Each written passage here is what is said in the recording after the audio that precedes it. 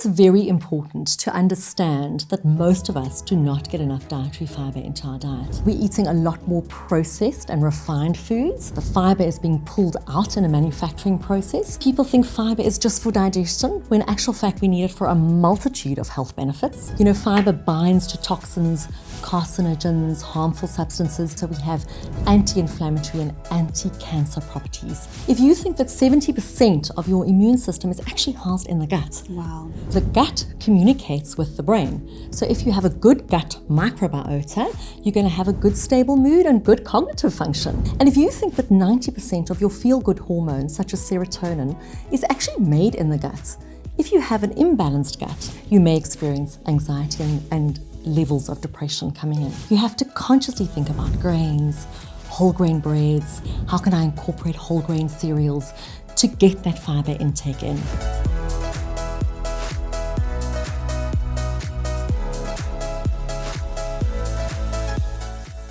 Welcome to smulcast, where we help you live a healthier and fuller life.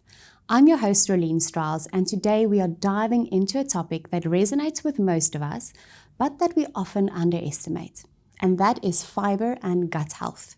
We all try to navigate a busy life, juggling different roles and responsibilities and trying to make healthy choices among the chaos. But think about it. When last have you thought about fiber? Probably never, right?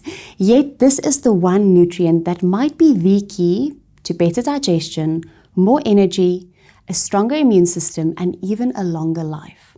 So why are we not eating enough of it?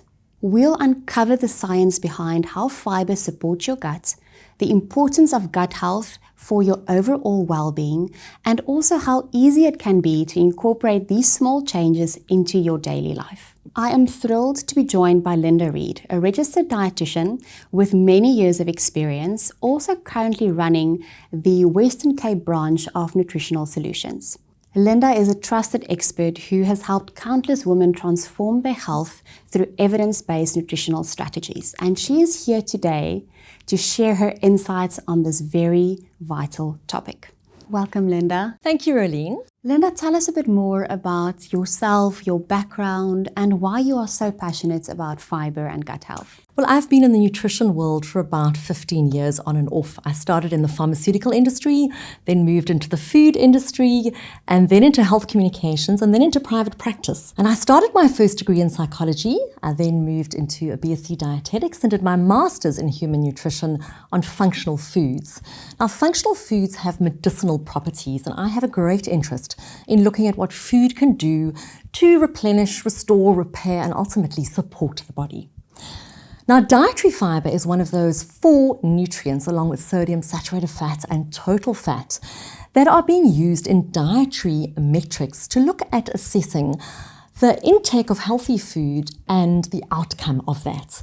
And also globally, we're seeing a low intake of dietary fiber, so there's a high profile effort to actually try and increase dietary intake and to support that. This is a remarkable achievement for a nutrient like fiber that was pretty much ignored for the last 50 years. Well, sorry, I just have to interrupt you there because I, for one, know, even though I have some medical background and even though I feel that I am doing a lot of research on what is healthy for me and for my family, I very rarely think of fiber.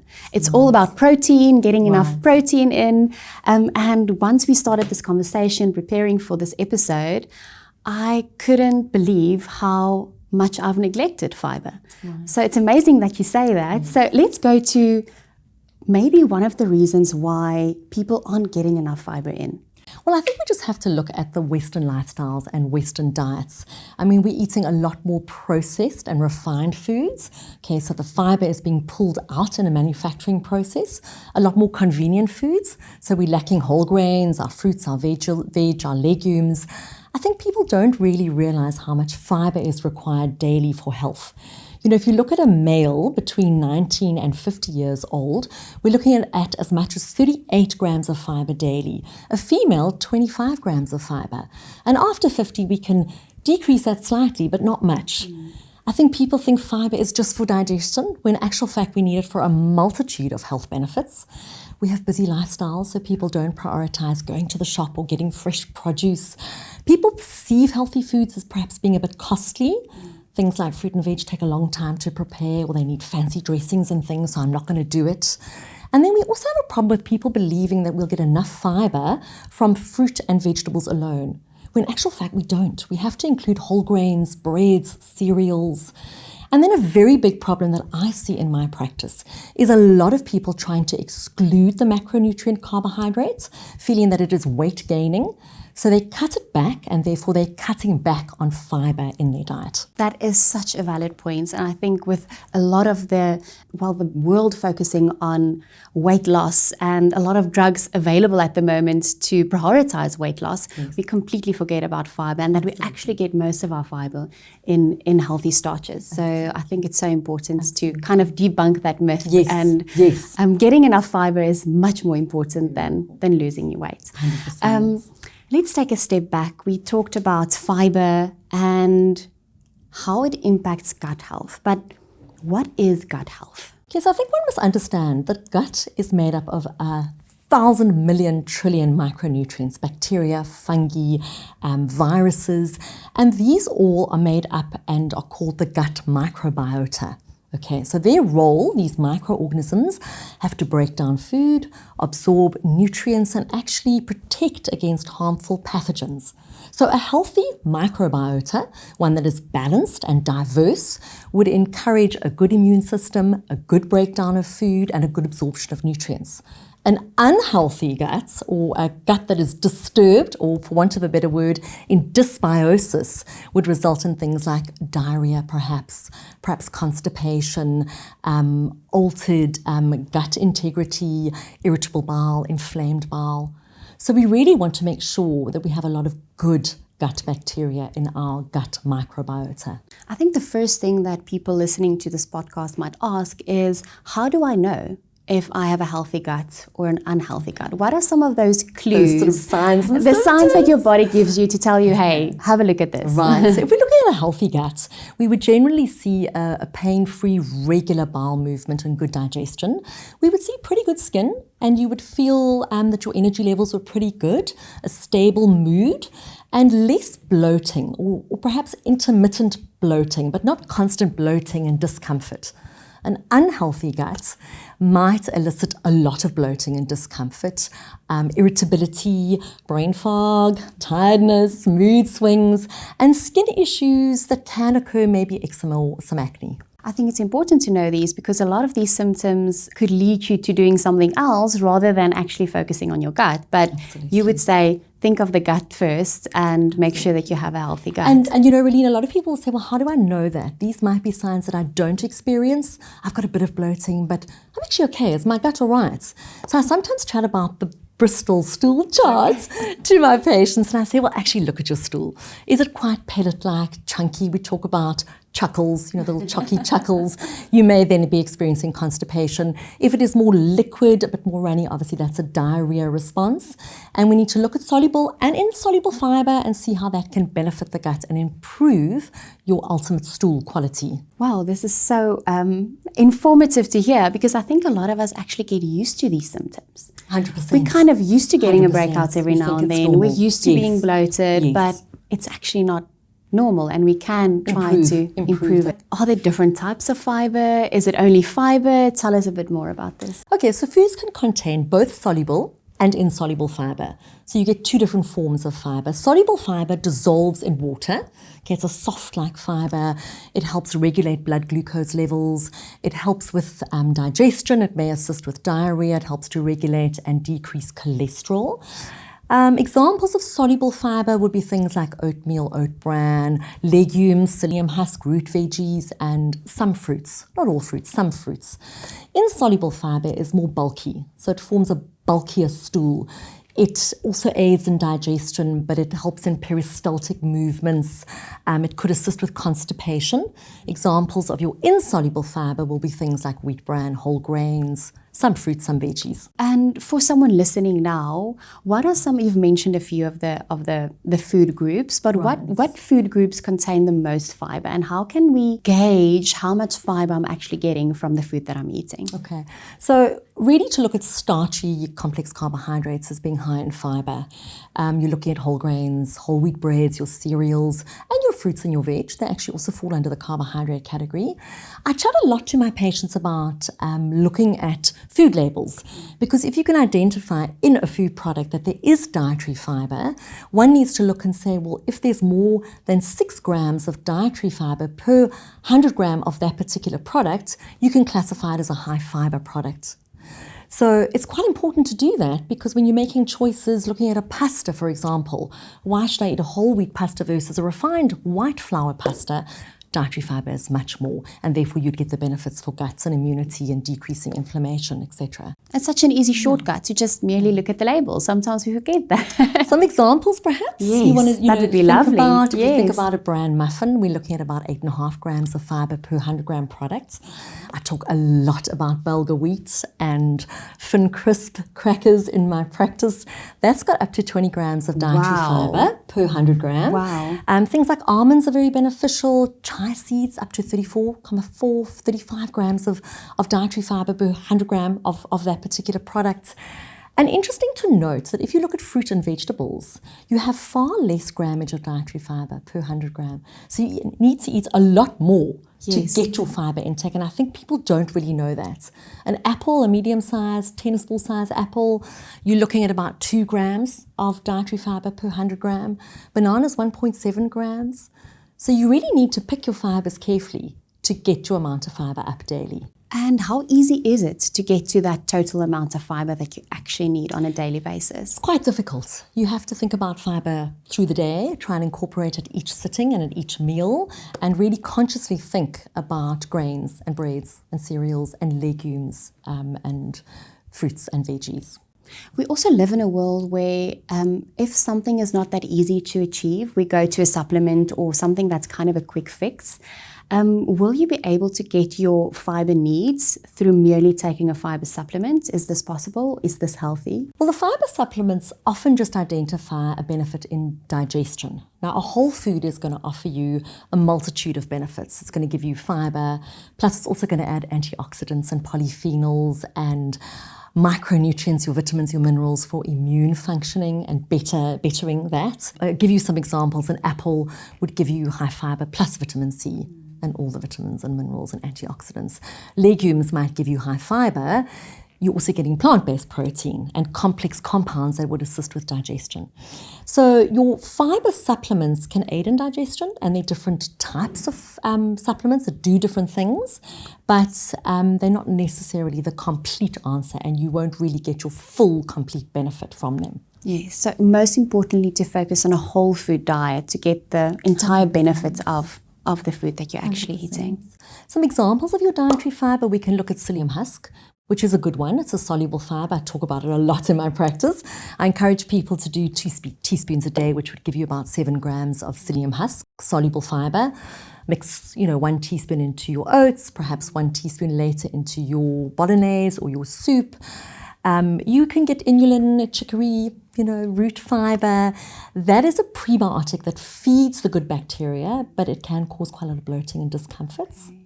And then something like your methyl cellulose, that's a more synthetic fiber. It bulks up your stool, but it is not digested. Okay. So you often experience quite a lot of discomfort. It's very important that you hydrate very well if you are taking a fiber supplement, or even if you're increasing fiber in your diet, to try and alleviate the bloating and the discomfort. Let's talk about the bloating. I think it's something that a lot of us struggle with, and something that women specifically struggle with. How does, let's say you decide to increase your fiber, how does that play a role in bloating? So to understand that fiber is not actually digested or absorbed in the upper gastrointestinal tract. Okay. It moves down to the colon. It is fermented by the good types of good bacteria, and short-chain fatty acids are produced in this process, such as acetate, butyrate, and propionates. Now, a byproduct of these short-chain fatty acids are gases. such as hydrogen, methane, carbon dioxide. The volume of gas depends on the type of fiber consumed. So a more rapidly fermentable fiber is obviously going to produce more gas and more discomfort. So you really want to try and get lower fermentable fibers in if you are experiencing an inflamed gut or an irritable gut, and try and keep the rapidly fermentable fibers at bay. We've heard about FODMAPs. What exactly is this? Just describe the word for us. So FODMAPs is an acronym. They are short-chain carbohydrates. They absorb water in the gut, a large amount of volume of water actually. And they stand for fermentable fibers, oligosaccharides such as wheat, onion, garlics, disaccharides such as the lactose in milk, cheese, yogurt, monosaccharides such as your sugars, your corn syrup, your honey, and your polyols, which are found in artificial sweeteners. So they cause a lot of bloating. So you really want to try and keep those to a minimum if you are experiencing an irritable bowel or an inflamed bowel, and rather include low FODMAP foods. This is quite difficult though, because when you're including low FODMAP foods into your diet, you are dropping generally your fiber content in the diet too. So this really is a catch-22. You want to get enough fiber in. So what are some of these? You've mentioned some of the high FODMAP foods. What are some of these low FODMAP foods that you can focus on if you struggle with bloating? Well, I'll just give you an example. Let's run through breakfast, snack, lunch, snack, supper. If you're having a breakfast and you are choosing all bran flakes and milk or scrambled eggs on whole wheat toast, you might want to shift those to a more low FODMAP response foods such as oats and milk or gluten-free bread with your egg. Some fruits are more high in FODMAPs, and you need to take those out and include more low FODMAP fruits. So high FODMAP fruits might be apples, peaches, nectarines. Lower ones would be melons, pawpaw, guava. A lunch option, you might be including whole wheat bread and tuna, or chicken mayonnaise in a poke bowl with bulgur wheat. So you might want to swap out the high FODMAP bulgur wheat for quinoa and a gluten-free bread, and maybe a whole wheat pasta at supper time to swap out for a gluten-free pasta option. Okay, so it's quite easy to do the substitutions, but then just to make sure that you still get enough fiber in, even though you do the low FODMAP foods. Absolutely. I just want to maybe add just to how do we sort of maybe lessen the bloating or the discomfort. We would perhaps introduce fiber slowly over time, eat a bit slower, incorporate fiber in every meal through the day, almost break up your fiber a bit. If you're eating a high fiber bar, break the bar in half, eat a little bit, maybe mid-morning, and the rest of it later morning, and really just to try and address the rapidly fermentable fibers as opposed to lower fermentable fibers and make choices thereof. I know the small bars have lots of fiber They in. do. So They it might do. be a good idea to start off with only eating half a bar at a 100%. at a time. 100%. Okay, wonderful. Through the day. Let's go back to your gut.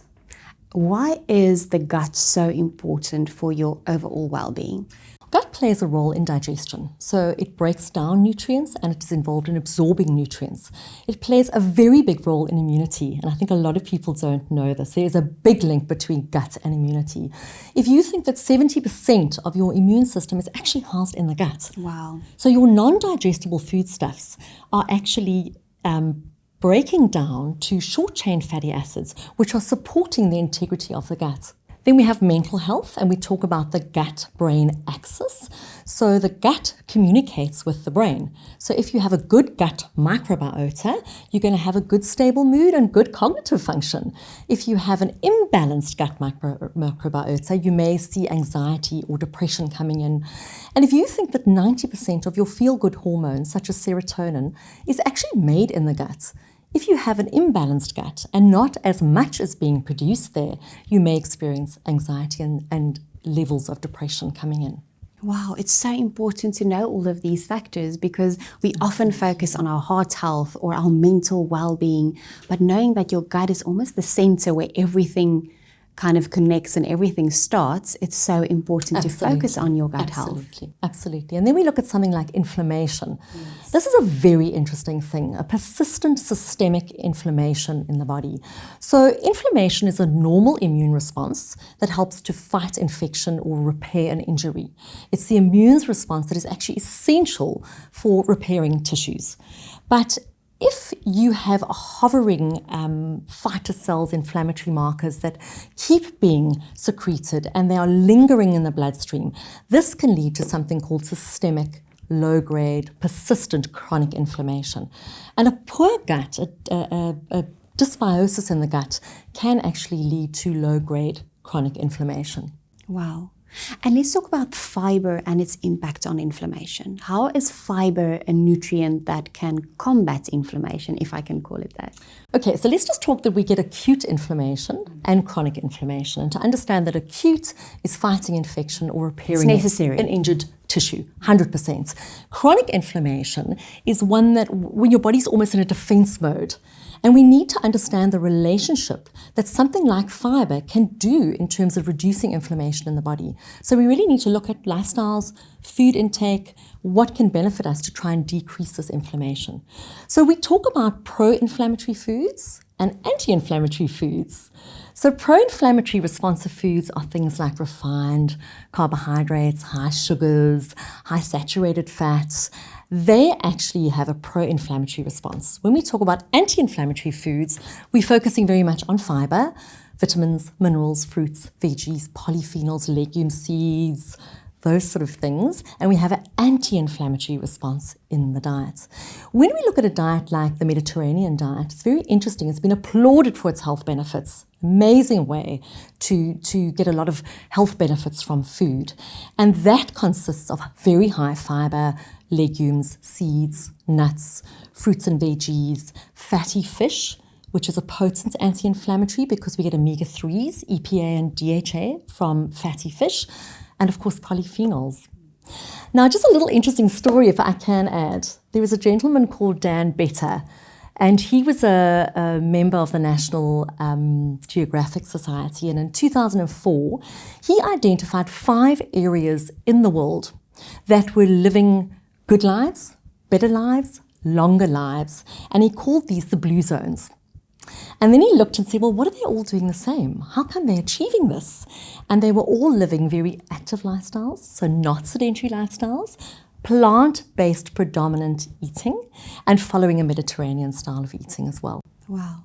So we really can live longer by incorporating more fiber into our diets. And good quality nutrients. You've mentioned polyphenols, and a lot of the times people mention fiber and polyphenols separately. Yes. What happens when we bring these two together? Oh, such a good effect.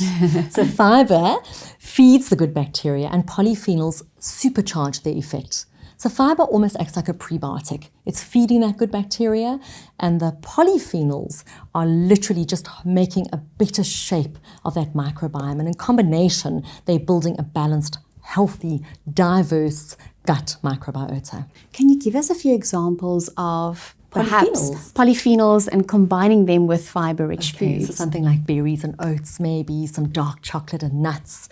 Examples of polyphenols are things like flavonoids, so almonds, or anthocyanins such as black currants, or quercetin like red onions. So there's a lot that we can combine together to get a super powerful nutrient quality effect. Linda, how does fiber feed beneficial bacteria? Well, fiber acts as a substrate for fermentation. So as I have said, fiber is broken down in the colon. It is fermented by good types of bacteria, and this results in what we call short-chain fatty acids, such as acetate, butyrate, propionate. And these are involved in downregulating that chronic low-grade inflammation, as well as supporting the integrity of the gut wall. We also look at enhanced bacteria diversity. So by consuming a high-fiber diet, we are increasing diversity and good bacteria in the gut, such as bifidobacterium and lactobacillus. We look at mucosal lining and the protection thereof. And a low-fiber diet, the good bacteria actually eats away at this lining. So a higher fiber diet would support the integrity and the mucosal lining of the gut, and the prebiotic effect when fiber actually feeds the good bacteria. So how does a fiber-rich diet play a role or prevents pro-inflammatory or inflammatory caused diseases? So now I think it's very important to understand that it's not only fiber that helps to assist in decreasing the risk of diseases of lifestyle, but it is one of the important nutrients that certainly has a benefit. If we look at something like colorectal cancers, fiber binds to toxins, carcinogens, harmful substances, and it passes them through the gut quite quickly to minimize their harmful effect.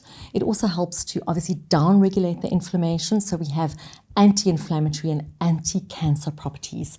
So really including a higher fiber diet would help to prevent diseases such as colorectal cancer.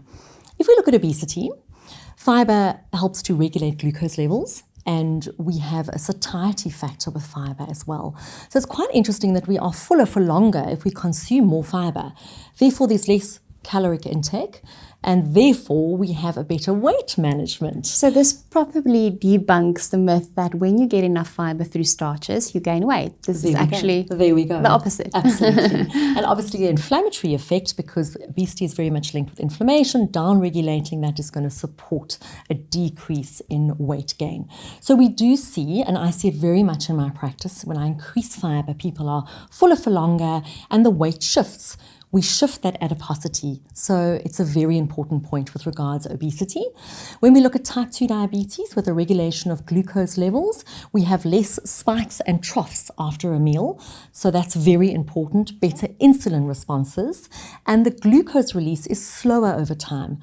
So this supports a better glucose response, therefore helping to assist with insulin responses and also decreasing your chances of perhaps developing a type 2 diabetic profile. And then with regards to cardiovascular disease, we also see a decrease in the production and the absorption of cholesterol, and we see a decrease in blood pressures and an increase in blood circulation, and again the inflammatory effect. So again, supportive in trying to decrease the risk of things like heart disease and stroke, including more fiber into your diet. So this really is like a miracle nutrient. It's a good quality nutrient. What would you say a day on the plate looks like of someone who gets in enough dietary fiber? Okay, it's quite difficult to pinpoint and to tell you if you eat so much fiber, it's going to be 25 grams on the plate or 38 grams for men. But I'll give you a bit of a guideline and also trying to boost protein, as in this example. But please do remember, there's lots of other nutrients that need to be included for a balanced eating plan. You can have copious amounts of vegetables, which are hugely beneficial for health. And obviously, a higher protein intake, more than your average 0.8 gram per kilogram per day for elite athletes or people that require more protein. So this is just a very general example. But to start in the morning for breakfast, perhaps to include some nice berries and oats and chia seeds. Oats are going to give you a good dose of about 4 grams of fiber and about 5 grams of protein, half a cup of oats. You might want to include a teaspoon of chia seeds, which is about 5 grams of fiber and a good 2 grams of protein. Throw in some almond milk, half a portion or scoop of vanilla protein powder. That's about 14 grams of protein. And you could end up with a good 12 grams of fiber and 22 grams of protein for breakfast. Wow. Snack, a nice apple, almonds, almond butter could give you a 6 gram fiber and a 7 gram protein option. Lunchtime, you might want to get in a good portion of chicken, 80 gram chicken breast. We talk about a 2 protein exchange, some lentils, some quinoa into that. Really could clock up a good 15 grams of fiber and approximately 30 grams of protein, obviously including a lot of veg and salad with that as well. A nice sneaky afternoon snack, some dark chocolate maybe, some nuts, some Greek authentic yogurts would also give you a nice dose of fiber and boosting a bit of protein at the same time. Dinner, a good dose of grilled fatty fish like salmon, about 120 grams is a good portion, with roasted veggies and some nice bulgur wheat or brown rice. You could get up to 9 or 10 grams of fiber and a good 40 grams of protein. So that's, sometimes people say to me in practice, but that is a lot of food. But one pizza lunch with a Coke would clock up just as much kilojoules as that entire display of food for the day. Yes. I love how you're just able to speak this from the heart. It's incredible. Can't we all have you on speed dial when we're planning our meals for the week ahead? Work out your fiber intake. Linda, I love how practical you are. So let's get more practical. What would you say is your top 5 or top 10 tips on how to get enough fiber and polyphenols in? Try and eat a lot of plant-based foods. in your diet. Actually try to incorporate 30 plants a week, different plants, Wow. to get a variety of fiber and good polyphenols in.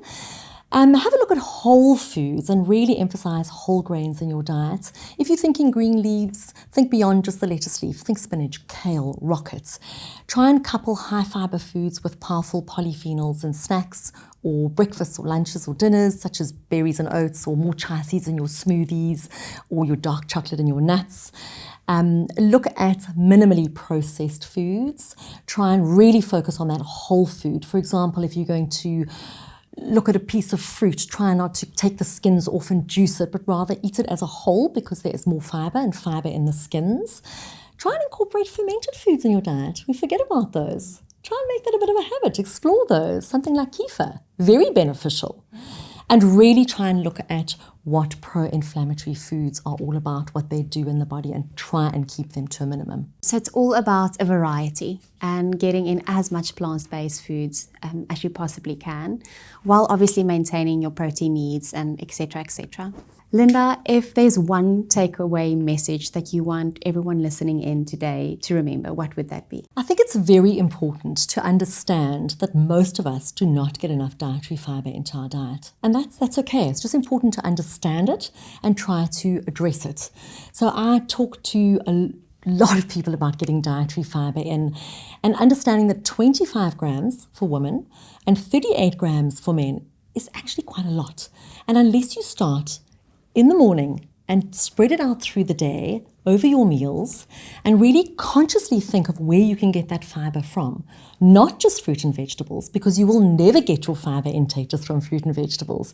You have to consciously think about grains, whole grain breads. How can I incorporate whole grain cereals to get that fiber intake in? It's also very important to hydrate well for optimal gut health. Thank you so much, Linda. To our listeners, thank you very much for tuning in. I really hope that you now have more knowledge and a better understanding of how fiber is beneficial for your gut health and your overall health. We hope that you also now have some practical tips on how to increase fiber into your daily life. Until next time, take care of your gut and continue to live a healthier and fuller life.